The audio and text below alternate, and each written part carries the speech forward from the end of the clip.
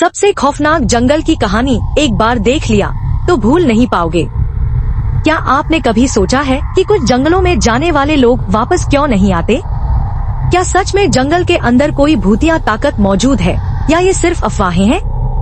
यह कहानी एक ऐसे रहस्यमय जंगल की है जहां कदम रखते ही सब बदल जाता है। रात के अंधेरे में एक ग्रुप जंगल में एडवेंचर के लिए जाता है, लेकिन जल्द ही उन्हें एहसास होता है कि वे अकेले नहीं हैं। पेड़ों के पीछे से कोई देख रहा है, झाड़ियों में कुछ हलचल हो रही है, ठंडी हवा में किसी के फुसफुसाने की आवाज, और फिर अचानक चीखों की गूंज से पूरा जंगल कांप उठता है। आखिर उस जंगल में क्या छिपा है? क्या वे लोग वापस आ पाएंगे या जंगल उन्हें हमेशा के लिए निगल जाएगा?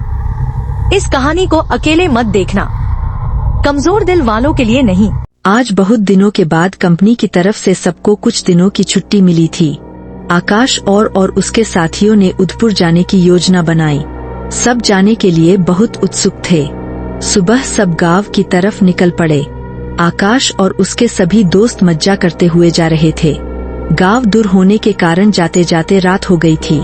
कुछ देर बाद उन्हें हाईवे पर एक ढाबा दिखा। कार ढाबे के पास रुकी। सब ढाबे पर बैठकर चाय का आनंद लेने लगे। आकाश ने ढाबे वाले से पूछा, भाई साहब हमें उदयपुर जाना है, यहाँ से कितने दूरी पर पड़ेगा? हाईवे से उतरने के बाद आपको एक जंगल दिखेगा। कुछ देर बैठने के बाद सभी अपने गाड़ी की तरफ बढ़ने लगे। क्या हुआ, क्यों? आकाश ने पूछा। साहब अक्सर जो भी लोग उस जंगल से होकर गुजरते हैं उनके साथ कुछ न कुछ घटनाएं घटने लगती है। कुछ दिन पहले ही एक फैमिली मेरे ढाबे पर आई थी, वो भी इसी जंगल से होकर गांव जाने लगे। अगली सुबह जब मैंने अखबार देखा तो मैं हैरान हो गया। उनकी मौत की खबर अखबार में छपी हुई थी। यही नहीं, इससे पहले भी ऐसी बहुत सारी घटनाएं घट चुकी है। आकाश और उसके दोस्तों ने उसके बातों पर ध्यान नहीं दिया और गांव की तरफ निकल पड़े। उन्हें एक घने जंगल से होकर गुजरना पड़ा। अचानक राहुल जो ड्राइव कर रहा था ने गाड़ी रोक दी। राहुल घबराते हुए बोला, तुम्हें कुछ सुनाई दे रही है? आकाश और बाकी सभी दोस्त ध्यान से कोशिश करने लगे। तभी रमेश ने इशारा करते हुए कहा कि वहाँ कोई है। सभी यह देखकर डर गए। कोई भी उसके तरफ ध्यान मत देना और अपनी सर नीचे की तरफ झुका लेना, महेश ने कहा। सब ने अपनी सर नीचे झुका ली, किंतु राजेश उसे देख ही रहा था। धीरे धीरे वह औरत इनकी ओर ही आने लगी।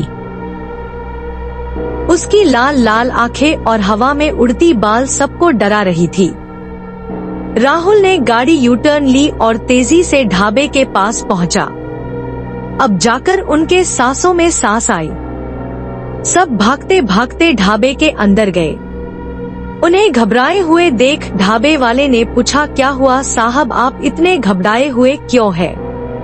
उन्होंने सारी बात बताई। मैंने पहले ही कहा था कि आप सब वहां मत जाइए, किंतु आपने मेरी बात ही नहीं माना। सबने ढाबे पर रात बिताई। सुबह होते ही वह शहर चले गए। गांव की तरफ तो देखा भी नहीं। चैनल को सब्सक्राइब कर लो हॉरर कहानी का लिया।